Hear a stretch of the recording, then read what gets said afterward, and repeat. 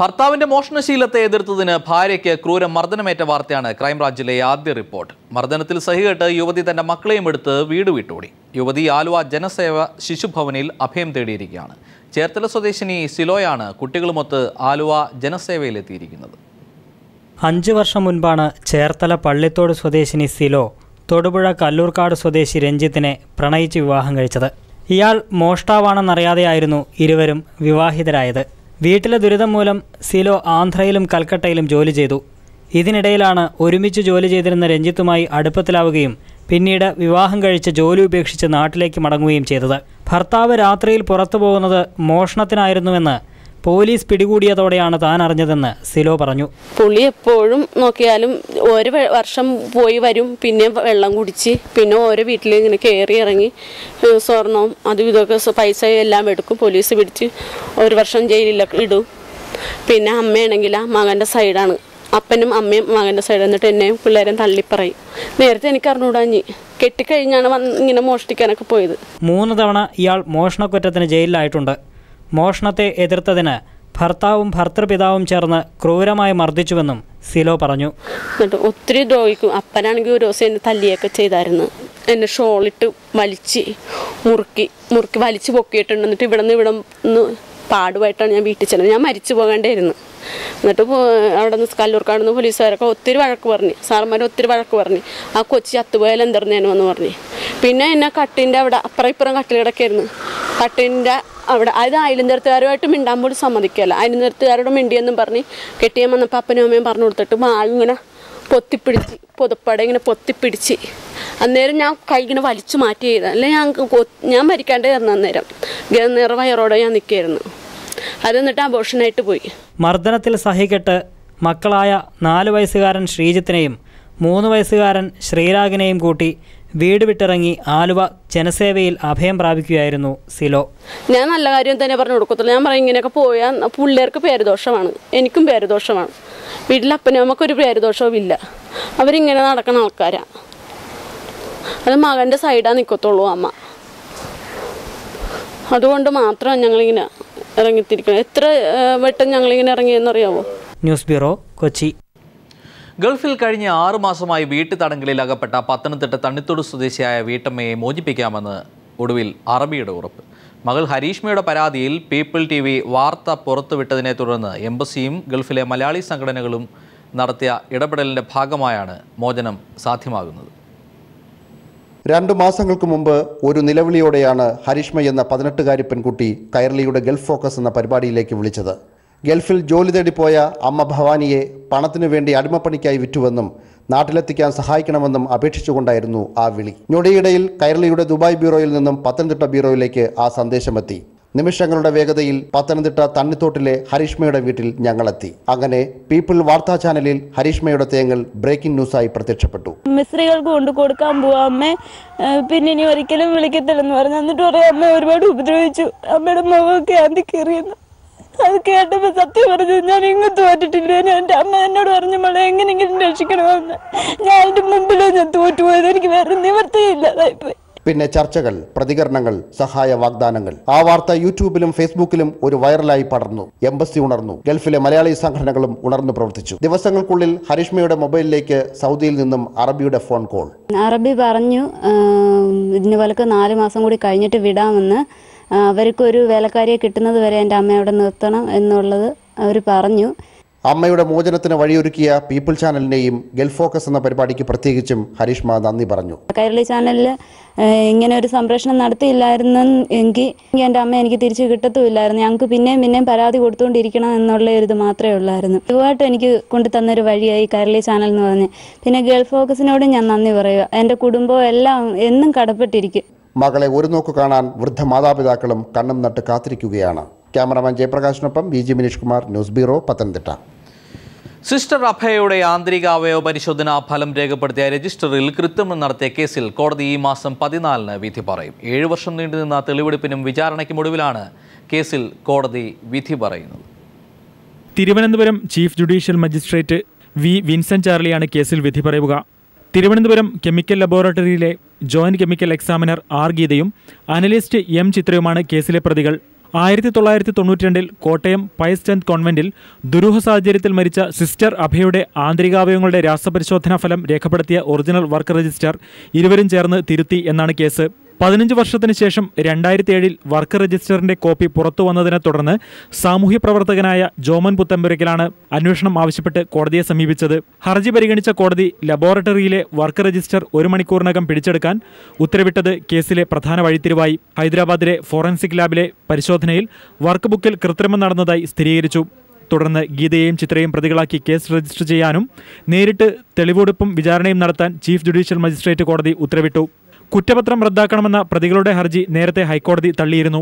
വിചാരണയും ഇരുവിഭാഗത്തിന്റെ വാദവും പൂർത്തിയായ സാഹചര്യത്തിലാണ് കേസ് വിധി പറയുന്നത് ഈ മാസം 14 മാറ്റിയത്. സിസ്റ്റർ അഭയ മരണപ്പെട്ട് 22 വർഷം കഴിഞ്ഞിട്ടും കേസിൽ അന്വേഷണം ഇതുവരെ പൂർത്തിയായിട്ടില്ല. 2 വൈദികനെയും 1 കന്യാസ്ത്രീയെയും CBI അറസ്റ്റ് ചെയ്തെങ്കിലും കേസിൽ തുടരന്വേഷണം നടക്കുന്നതിനാൽ വിചാരണ ഹൈക്കോടതി സ്റ്റേ ചെയ്തിരിക്കുകയാണ്. എസ് നികേഷ്, തിരുവനന്തപുരം. KM മാണിക്കെതിരെ കോഴ ആരോപണം ഉന്നയിച്ച ഡോക്ടർ ബിജു രമേശിന്റെ ജീവനക്കാരിൽ നിന്നും വിജിലൻസ് മൊഴിയെടുത്തു. സമാനമായ ആരോപണം ഉന്നയിച്ച അരൂരിലെ ബാറുടമ മനോഹരൻ നാളെ വിജിലൻസിന് മുമ്പിൽ മൊഴി നൽകും. ബിജു രമേശിന്റെ ആരോപണം സംബന്ധിച്ച് ത്വരിത പരിശോധന നടത്തുന്ന വിജിലൻസ് സംഘത്തിന് മുമ്പാകെയാണ് ജീവനക്കാർ മൊഴി നൽകിയത്. ബിജുവിന്റെ ഡ്രൈവർ അമ്പിളി, ഹോട്ടൽ മാനേജർ ശ്യാംകൃഷ്ണൻ എന്നിവരാണ് വിജിലൻസിൽ മൊഴി നൽകിയത്. മാണിക്ക് 10 ലക്ഷം രൂപ നൽകിയെന്ന് ബിജു പറഞ്ഞതിന് തെളിവായാണ് ഇരുവരും മൊഴി നൽകിയത്. മാണിക്ക് പണം നൽകാൻ പോയ വാഹനം ഓടിച്ചത് അമ്പിളിയാണെന്ന് ബിജു വിജിലൻസിനോട് പറഞ്ഞിരുന്നു. പണം നൽകാൻ പോകുന്നതിന് മുമ്പ് ശ്യാംകൃഷ്ണൻ മാനേജറായ ഹോട്ടലിൽ താമസിച്ചെന്നും ബിജുവിന്റെ മൊഴിയിലുണ്ട്. ബിജുവിന് തൊട്ടുപിന്നാലെ സമാനമായ ആരോപണം ഉന്നയിച്ച അരൂരിലെ ബാർ ഉടമ മനോഹരിൽ നിന്നും വിജിലൻസ് നാളെ മൊഴിയെടുക്കും. എന്നാൽ മനോഹരൻ താൻ പറഞ്ഞതിൽ നിന്ന് പിറകോട്ട് പോയിരുന്നു. ആരോപണം ഉന്നയിക്കുമ്പോൾ മദ്യലഹരിയിലായിരുന്നു എന്നാണ് മനോഹരൻ പിന്നീട് പറഞ്ഞത്. ബാർ ഹോട്ടൽ ഓണേഴ്സ് അസോസിയേഷൻ നേതാക്കളോട് തെളിവുകൾ ഹാജരാക്കണമെന്നാവശ്യപ്പെട്ട് വിജിലൻസ് നോട്ടീസ് അയച്ചിട്ടുണ്ട്. ഇവരും വിജിലൻസിൽ നാളെ മൊഴി നൽകാൻ സാധ്യതയുണ്ട്. എസ് നികേഷ്, തിരുവനന്തപുരം. സംസ്ഥാനത്ത് വിദ്യാഭ്യാസ വായ്പയെടുത്തവർ ജപ്തി ഭീഷണിയിൽ. വായ്പകൾക്കുള്ള മൊറട്ടോറിയം അവസാനിച്ചതോടെ ബാങ്കുകൾ റിക്കവറി നടപടികൾ ആരംഭിച്ചു. കേന്ദ്ര സർക്കാർ അനുവദിച്ച 2600 കോടി രൂപയുടെ പിഴപ്പലിശ ഇളവ് പോലും ഭൂരിഭാഗം പേർക്കും ലഭ്യമായിട്ടില്ലെന്നാണ് ആക്ഷേപമുയരുന്നത്. കുട്ടികളുടെ ഉന്നത വിദ്യാഭ്യാസത്തിനായി ലക്ഷങ്ങൾ വായ്പയെടുത്ത ആയിരക്കണക്കിന് രക്ഷിതാക്കൾ നമ്മുടെ നാട്ടിലുണ്ട്. 4.5 ലക്ഷം വരെ കോഴ്സ് സംബന്ധിച്ച വിവരങ്ങളും സർക്കാർ അംഗീകാരവും ഉണ്ടെങ്കിൽ ബാങ്കുകളിൽ നിന്ന് ലഭിക്കും. കോഴ്സ് പൂർത്തിയാക്കി 1 വർഷത്തിനു ശേഷം തിരിച്ചടവ് തുടങ്ങണമെന്നാണ് വ്യവസ്ഥ. എന്നാൽ ജോലി ലഭിക്കാത്തതും ശമ്പളക്കുറവും കാരണം വായ്പാ തിരിച്ചടവ് മുടങ്ങുകയാണിപ്പോൾ. ഒക്ടോബർ 30 വിദ്യാഭ്യാസ വായ്പയ്ക്ക് പ്രഖ്യാപിച്ച മൊറട്ടോറിയവും അവസാനിച്ചു. ഇതോടെയാണ് ബാങ്കുകൾ വക്കീൽ നോട്ടീസും ജപ്തി നടപടികളും തുടങ്ങിയിരിക്കുന്നത്. ബാങ്കുകൾ പലിശ തോന്നുന്നതുപോലെ നിശ്ചയിക്കുന്ന സാഹചര്യമാണെന്ന് പാലക്കാട് നല്ലേപ്പുള്ളി സ്വദേശി രാജഗോപാലൻ പറഞ്ഞു. ഇൻട്രസ്റ്റ് എന്ന ഒരു ബോധമാണ് നമ്മളെ പിടിച്ചുകൊണ്ടിരിക്കുന്നത്. പുതിയ ഒരു കാർ വാങ്ങിക്കുകയാണെങ്കിൽ ബാങ്ക് തരുന്നത് 9.5-10% ഇൻട്രസ്റ്റിൽ നമുക്ക് ലോൺ തരുന്നുണ്ട്. അതേസമയം വിദ്യാഭ്യാസ വായ്പയുടെ കാര്യം വരുമ്പോൾ മാത്രം അത് 15%, 16%, 17%. ഏതിനാണ് ഇവിടെ പ്രാധാന്യം നമ്മൾ കൊടുക്കേണ്ടത്? ഇതെല്ലാം ഗവൺമെൻറ് ആലോചിക്കേണ്ട കാര്യങ്ങളാണ്. പി ചിദംബരം ധനമന്ത്രിയായിരിക്കെ അവസാന ബജറ്റിൽ പലിശ കുടിശ്ശിക എഴുതിത്തള്ളുന്നതിനായി 2600 കോടി രൂപ നീക്കിവച്ചിരുന്നു. മാനദണ്ഡങ്ങളിലെ അവ്യക്തത കാരണം ഇതിന്റെ പ്രയോജനം എല്ലാവർക്കും ലഭിച്ചില്ലെന്ന് പെരിങ്ങോട്ടുകുറിശ്ശിയിലെ രാജൻ പറഞ്ഞു. സർക്കാർ 2600 കോടി രൂപ കേന്ദ്ര ഗവൺമെൻറ് ബാങ്ക് എഡ്യൂക്കേഷൻ ലോണിൻ്റെ സബ്സിഡി ഇൻട്രസ്റ്റിന് സബ്സിഡിയായി കൊടുക്കാൻ അനുവദിച്ചിട്ടുണ്ടെങ്കിലും എല്ലാ പേർക്കും അത് കിട്ടിയിട്ടില്ല. 2,10,000 രൂപ അടച്ചിട്ട് വീണ്ടും ഇനി 90,000 രൂപ അടയ്ക്കണം പറഞ്ഞിട്ടാണ് ഇപ്പോൾ പേപ്പർ വന്നിരിക്കുന്നത്. വായ്പാ തിരിച്ചടവിന് തയ്യാറാണെന്നും ബാങ്ക് ഭീഷണിയും ജപ്തി നടപടികളും അവസാനിപ്പിക്കാൻ സംസ്ഥാന സർക്കാർ ഇടപെടണമെന്നുമാണ് രക്ഷിതാക്കൾ ആവശ്യപ്പെടുന്നത്. AK ലതീഷ്, പാലക്കാട്. സംസ്ഥാന സ്കൂൾ ഗെയിംസിൽ പങ്കെടുക്കാനായി കൊല്ലത്തെത്തിയ കുട്ടികൾ ദുരിതത്തിലാണ്. വേണ്ട താമസ സൗകര്യം അധികൃതർ ഒരുക്കാത്തതിനെ തുടർന്നാണ് കുട്ടികൾ പെരുവഴിയിലായത്. ഇന്നലെ വൈകിട്ട് 4 മണിക്കും അതിനുശേഷവും വിവിധ ജില്ലകളിൽ നിന്നെത്തിയ വിദ്യാർത്ഥികളാണ് കടുത്ത യാത്രാക്ഷീണവുമായി താമസ സൗകര്യമില്ലാത്തതിനാൽ കടത്തിണ്ണയെ ആശ്രയിക്കേണ്ടി വന്നത്. കണ്ണൂർ, കോഴിക്കോട്, തൃശൂർ ഉൾപ്പെടെയുള്ള വടക്കൻ ജില്ലക്കാരാണ് ഏറെയും അനുഭവിച്ചത്. കോക്കോ, ഹോക്കി, ജൂഡോ, ബാസ്കറ്റ്ബോൾ മത്സരങ്ങളിൽ പങ്കെടുക്കേണ്ട കുട്ടികൾ രാത്രി 11 മണിക്കും താമസ സൗകര്യത്തിനായി കാത്തിരിക്കേണ്ടി വന്നു. ടോയ്ലറ്റ്സ് ഒന്നും വൃത്തിയില്ല, വാട്ടർ ഇല്ല. വാട്ടർ ഉണ്ട്, ടോയ്ലറ്റ്സ് മുഴുവൻ സ്മെല്ലടിച്ചിട്ട് കിടക്കാൻ പറ്റുള്ള അകത്ത്. ഞങ്ങൾക്ക് വേണ്ട സൗകര്യം ഞങ്ങൾക്ക് ഇവിടെ കിട്ടുന്നില്ല. നമ്മൾ രാവിലെ വീട്ടിൽ നിന്ന് ഇറങ്ങി, പിന്നെ സ്റ്റാൻഡിങ് ആയിരുന്നു ട്രെയിനിൽ, പിന്നെ 7-8 മണിക്ക് നമ്മളിവിടെ എത്തിയത്. പിന്നെ ആടെയും കുറേ നേരം നിന്ന് സ്റ്റേഷനിൽ. പിന്നെ ഇവിടെ വന്ന് നോക്കുമ്പോൾ റൂമില്ല, ബാത്റൂം ആണെങ്കിൽ ഒട്ടും വൃത്തിയും ഇല്ല, റൂമില്ല, താമസിക്കാൻ റൂമും ഇല്ല. എത്രയോ ഫണ്ടുകളുള്ളതാണ് ഈ കുട്ടികളെ ശരിക്കും പറഞ്ഞാൽ അവരെ പീഡിപ്പിക്കുന്നു പറഞ്ഞാൽ ചെറിയ കാര്യത്തിന് നമ്മൾ എത്രയോ വലുതാക്കും. ഈ കുട്ടികളെ പീഡനമല്ല അനുഭവിക്കുന്നത്. എന്തോരം വലിയ പീഡന. രാവിലെ തൊട്ട് വന്ന കുട്ടികൾ ഈ സമയം വരെ അവർക്ക് റൂമിൽ കയറിയിട്ടൊന്ന് കിടക്കാൻ പറ്റാത്ത അവസ്ഥ എന്ന് പറഞ്ഞാൽ വളരെ പരിതാപകരം ആണ്. സോ നമുക്ക് റൂം തരാൻ പറ്റില്ല, അതിനുള്ള സംവിധാനം ഇല്ല എന്നുള്ളത് അവർ പറയുന്നത്. പിന്നെ നമ്മൾ എവിടെ പോയി ആരോട് ചോദിക്കാനാണ്? അവർക്കൊരു ഉത്തരവാദിത്വമില്ലേ? ഇത് കന്നുകാലികളെക്കാട്ടും കഷ്ടമാണ് സത്യം പറയാൻ വെച്ചാൽ കുട്ടികളുടെ അവസ്ഥ. എന്ത് സ്പോർട്സ് എന്ന് മറ്റേ ഇങ്ങനെ മുമ്പോട്ട് കൊണ്ടുവരുന്നത്? ഇതിനുള്ള ഫണ്ട് റിലീസ് ചെയ്യുന്നുണ്ട് ഗവൺമെന്റ്. എന്തിനാവശ്യത്തിനാ? അക്കോമഡേഷന്റെ ചുമതലക്കാരനായിട്ടുള്ള അധ്യാപകനെ SFI, ASF ഉൾപ്പെടെയുള്ള വിദ്യാർത്ഥി സംഘടനകൾ ഉപരോധിച്ചു. രാത്രി 12 മണിയായിട്ട് പോലും കുട്ടികൾക്ക് അടിസ്ഥാന സൗകര്യങ്ങൾ ഒരുക്കുന്നതിൽ സംഘാടകർ പരാജയപ്പെട്ടു. രാജ്കുമാർ, ന്യൂസ് ബ്യൂറോ, കൊല്ലം. നടത്തിപ്പിലെ അപാകത മൂലം ഈ വർഷത്തെ രാജ്യാന്തര ചലച്ചിത്രമേളയിൽ ബഹുഭൂരിപക്ഷം ചലച്ചിത്ര പ്രേമികൾക്കും പങ്കെടുക്കാനാവില്ല. രജിസ്ട്രേഷനായി അപേക്ഷിച്ച് ദിവസങ്ങൾ പിന്നിട്ടിട്ടും അപേക്ഷ സ്വീകരിച്ചുവെന്ന ഉറപ്പുപോലും ചലച്ചിത്ര പ്രേമികൾക്ക് ലഭ്യമാവുന്നില്ല. മാനദണ്ഡങ്ങളില്ലാതെ അപേക്ഷ നിരസിക്കുന്നതായും പരാതി ഉയരുകയാണ്. കഴിഞ്ഞ 18 വർഷമായി രാജ്യാന്തര ചലച്ചിത്രമേളയിൽ കണ്ടുവരുന്ന ആസ്വാദക സാന്നിധ്യം ഇത്തവണ ഉണ്ടാകില്ല. ചലച്ചിത്രമേള തുടങ്ങാൻ 1 മാസം മാത്രം ശേഷിക്കെ മേളയുടെ നടത്തിപ്പിലെ അപാകതകളും ചർച്ചാ വിഷയമാവുകയാണ്. ഈ മാസം 5 മുതൽ 14 വരെയാണ് ചലച്ചിത്രമേളയ്ക്കായി രജിസ്റ്റർ ചെയ്യാൻ അനുവദിച്ച സമയം. അനുവദിച്ച ആദ്യ ദിനം തന്നെ അപേക്ഷിച്ചവർക്ക് ദിവസങ്ങൾ പിന്നിട്ടിട്ടും അപേക്ഷ സ്വീകരിച്ചുവെന്ന ഉറപ്പ് ഇതുവരെ ലഭിച്ചിട്ടില്ല. മുൻവർഷങ്ങളിൽ അപേക്ഷാ ഫോം പൂരിപ്പിച്ച ഉടൻ തന്നെ ഈ ഉറപ്പ് ലഭിക്കുമായിരുന്നു. IFFKയിൽ പങ്കെടുക്കുന്നവർ യഥാർത്ഥ സിനിമ ആസ്വാദകരായിരിക്കണമെന്ന അടൂർ കമ്മിറ്റിയുടെ റിപ്പോർട്ടിന്റെ അടിസ്ഥാനത്തിലാണ് പുതിയ പരിഷ്കാരങ്ങൾ. സിനിമാ മേഖലയുമായുള്ള ബന്ധം ചോദ്യാവലിയിലൂടെ പരിശോധിച്ച് പ്രവേശനം നൽകാനാണ് ചലച്ചിത്ര അക്കാദമിയുടെ ശ്രമം. യാതൊരു അറിയിപ്പുമില്ലാതെ അപേക്ഷ നിരസിക്കുന്ന സാഹചര്യമുണ്ട്. മേളയിൽ സജീവമായിരുന്ന വിദ്യാർത്ഥി സാന്നിധ്യവും ഇത്തവണ ഉണ്ടാകില്ല. പ്രവേശന ഫീസ് കുത്തനെ ഉയർത്തിയത് പ്രേക്ഷക സാന്നിധ്യം കുറയ്ക്കും. രാജ്യാന്തര ചലച്ചിത്രമേളയുടെ ജനകീയ സ്വഭാവം തകർക്കുന്ന പരിഷ്കാരങ്ങളാണ് ഇപ്പോൾ നടക്കുന്നത്. മെറിൻ മേരി ചാക്കോ, തിരുവനന്തപുരം. കാനറ ബാങ്കിന്റെ ചെന്നൈ അമ്പത്തൂർ ശാഖയിൽ നിന്ന് 19 കോടി തട്ടിയ കേസിൽ നടി ലിന മരിയ പോളിനും പങ്കുണ്ടെന്ന് CBI. തട്ടിപ്പുമായി ബന്ധപ്പെട്ട് കഴിഞ്ഞ വർഷം ലിനയെയും കാമുകനായ സുഹാസ് ചന്ദ്രശേഖരനെയും പോലീസ് അറസ്റ്റ് ചെയ്തിരുന്നു. തനിക്കെതിരായ ആരോപണങ്ങൾ നിഷേധിക്കുമ്പോഴും കേസിൽ നടിക്ക് പങ്കുണ്ടെന്നാണ് കേസ് അന്വേഷിക്കുന്ന CBIയുടെ പക്ഷം.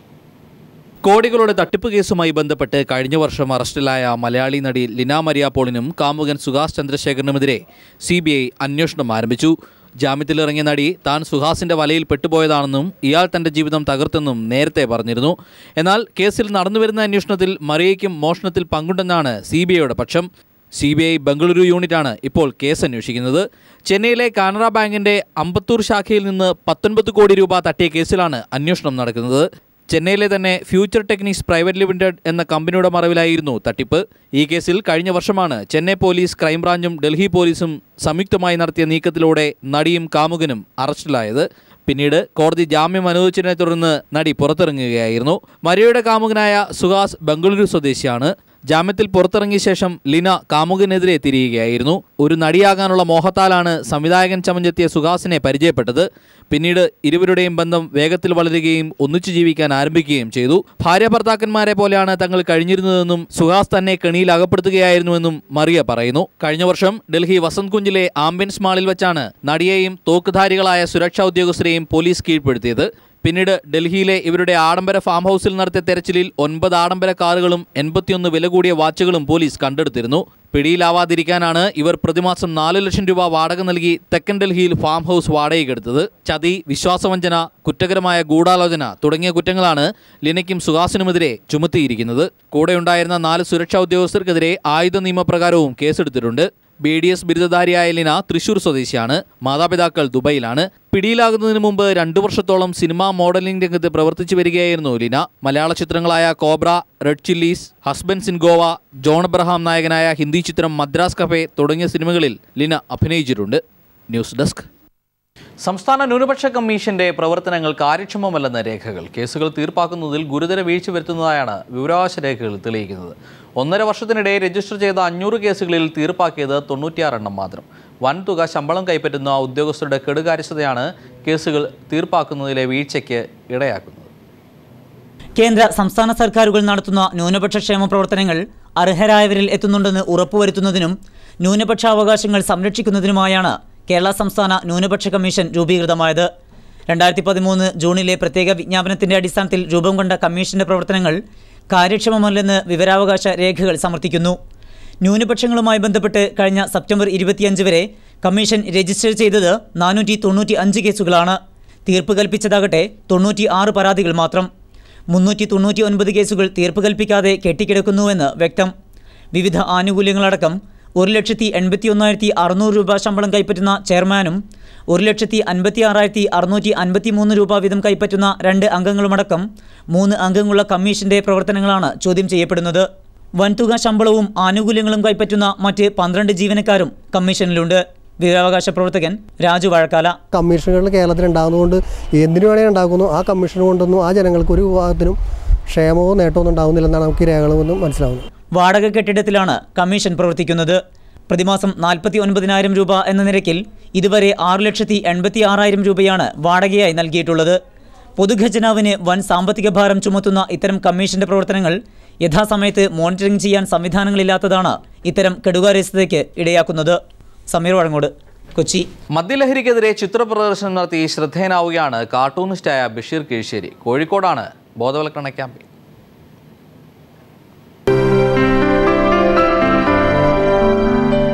മദ്യലഹരിക്കെതിരെ ബോധവൽക്കരണം നടത്തണം, എങ്കിൽ അല്പം കളിയും കാര്യവുമായി കളയാം എന്ന താല്പര്യത്തിലാണ് IT കമ്പനിയിലെ 3D ഡിസൈനറായ ബഷീർ കീഴ്ശ്ശേരി കാർട്ടൂൺ ചിത്രപ്രദർശനം തെരഞ്ഞെടുത്തത്. മദ്യത്തോടും ലഹരിയോടുമുള്ള മലയാളിയുടെ മൃദു സമീപനത്തെ ആക്ഷേപഹാസ്യത്തിലൂടെ അവതരിപ്പിക്കുകയാണിവിടെ. കോഴിക്കോട് സംഘടിപ്പിച്ച ചിത്രപ്രദർശനം കാണാൻ നിരവധി പേരാണ് എത്തിയത്. രസകരമായ കാർട്ടൂണുകളിലൂടെ മദ്യത്തിനെതിരെ മലയാളിയെ ചിത്രകാരൻ ഒരേ സമയം ചിന്തിപ്പിക്കുകയും ചിരിപ്പിക്കുകയും ചെയ്യും. വലിയ അബ്കാരികൾക്ക് മുമ്പിൽ രാഷ്ട്രീയക്കാരനും നീതിപാലകരും നട്ടല് വളച്ചു നിൽക്കുന്ന കാഴ്ചയും ഇവിടെ കാണാം. സമകാലിക രാഷ്ട്രീയത്തിലെ വിഷയങ്ങളും ഈ ക്യാൻവാസുകൾ വരച്ചു കാട്ടുന്നു. മദ്യനിരോധനവും തുടർന്നുള്ള രാഷ്ട്രീയ പ്രശ്നങ്ങളും ഗ്രൂപ്പിസവും ചിത്രകാരൻ വിമർശിക്കുന്നുണ്ട്. ഒടുവിലത്തെ ബാർക്കോഴയും ആക്ഷേപഹാസ്യത്തിലൂടെ നമ്മെ ചിരിപ്പിക്കുന്നു. വളർന്നു വരുന്ന യുവജനങ്ങൾക്കിടയിൽ ഒരു അവബോധം, അതിൻ്റെ ദൂഷ്യഫലത്തെക്കുറിച്ച് ഒരു അവബോധം വളർത്തുക എന്നതാണ് ഈ പ്രദർശനത്തിൻ്റെ പ്രധാന ഉദ്ദേശം. 100-ലധികം ചിത്രങ്ങളാണ് ഇവിടെ പ്രദർശിപ്പിച്ചിട്ടുള്ളത്. ലഹരി ഉപയോഗത്തിനെതിരെ ബഷീർ നേരത്തെയും നിരവധി ചിത്രപ്രദർശനങ്ങൾ നടത്തിയിട്ടുണ്ട്. News bureau, Kozhikode. തലച്ചോറിൽ രക്തം കട്ടപിടിക്കുന്ന ബ്രെയിൻ ഹെമറ്റോമ രോഗം ആയുർവേദ ചികിത്സയിലൂടെ ഭേദമാക്കാമെന്ന് കണ്ടെത്തൽ. ചികിത്സാ ഗവേഷണ രംഗത്തെ ശ്രദ്ധേയമായ ഒരു റിപ്പോർട്ടുമായി ഇന്ന് വിടവാങ്ങുന്നു. നമസ്കാരം. അലോപ്പതി ചികിത്സയിൽ ശസ്ത്രക്രിയയിലൂടെ മാത്രം ഭേദമാക്കാനാവുന്ന ബ്രെയിൻ ഹെമറ്റോമ ആയുർവേദ ചികിത്സയിലൂടെ ഭേദമാക്കിയതിൻ്റെ പഠന റിപ്പോർട്ടാണ് ഡോക്ടർ എ മനോജ് കുമാർ ആയുർവേദ കോൺഗ്രസിൽ അവതരിപ്പിച്ചത്. MRI സ്കാനിങ്ങിലൂടെ രോഗനിർണയം നടത്തിയിട്ടും രക്തസ്രാവ സാധ്യത കണക്കിലെടുത്ത് ശസ്ത്രക്രിയയിൽ നിന്ന് ഒഴിവാക്കിയ 52-കാരനെയാണ് ഡോക്ടർ മനോജ് കുമാർ ആയുർവേദ ചികിത്സയിലൂടെ സുഖപ്പെടുത്തിയത്. 3.5 മാസ ചികിത്സയ്ക്ക് ശേഷം തലവേദന തീർത്തു മാറി, ശരീരത്തിന് ബലം വീണ്ടും കിട്ടിത്തുടങ്ങി. അപസ്മാരദേശമായ ചേഷ്ടകളുടെ എണ്ണം വളരെ ഇല്ലാതായി എന്ന് തന്നെ പറയാം. രോഗവിമുക്തി ഏകദേശം ഉറപ്പ് വന്ന ശേഷം നമ്മൾ തുടർന്ന് 30/3/2005 വീണ്ടും MRI സ്കാനിങ് എടുത്തു. അതിൽ ഈ ഹെമറ്റോമ 1.8 സെൻറ്റിമീറ്റർ വലിപ്പമുള്ള ഹെമറ്റോമ തീർത്തും അപ്രത്യക്ഷമായിരുന്നു. ഇപ്പോൾ രോഗി 9 വർഷമായിട്ട് പ്രമേഹ രോഗത്തിന് മരുന്ന് കഴിച്ചുകൊണ്ടിരിക്കുന്നുണ്ട്. മറ്റുള്ള അസ്വസ്ഥതകളൊന്നുമില്ല. 10 വർഷമായി ബ്രെയിൻ ട്യൂമർ ചികിത്സാ ഗവേഷണ രംഗത്ത് പ്രവർത്തിക്കുന്ന ഡോക്ടർ മനോജ് കുമാർ ഈ മേഖലയിൽ ആയുർവേദത്തിന് അനന്ത സാധ്യതകളുണ്ടെന്ന് വ്യക്തമാക്കുന്നു. ആയുർവേദം ഇതിനെ ഒരു ഗ്രന്ഥി എന്നുള്ള ഒരു കോൺസെപ്റ്റിലാണ് കണ്ടിട്ടുള്ളത്. അന്തർബിദ്രതി ഗ്രന്ഥി എന്നുള്ള സമഗ്രമായ ചികിത്സാ പദ്ധതികൾ യോജിപ്പിച്ചുകൊണ്ടാണ് അത് രോഗിയുടെ അവസ്ഥയ്ക്കനുസരിച്ച് രോഗിയുടെ ശരീരപ്രകൃതിയെ വിലയിരുത്തിക്കൊണ്ട് ഓരോ അവസ്ഥകളെയും വിലയിരുത്തിക്കൊണ്ട് അതിനനുസരിച്ചുള്ള ചികിത്സയാണ് സ്വീകരിക്കുക. എല്ലാ രോഗികൾക്കും ഒരേ മരുന്നുകളല്ല നൽകുന്നത്. ബ്രെയിൻ ഹെമറ്റോമ സംബന്ധിച്ച ഡോക്ടർ മനോജ് കുമാറിന്റെ പഠന റിപ്പോർട്ടുകൾ അന്താരാഷ്ട്ര ശാസ്ത്ര ജേർണലുകൾ പ്രസിദ്ധീകരിച്ചിട്ടുണ്ട്. ആർ സുഭാഷ്, ദില്ലി.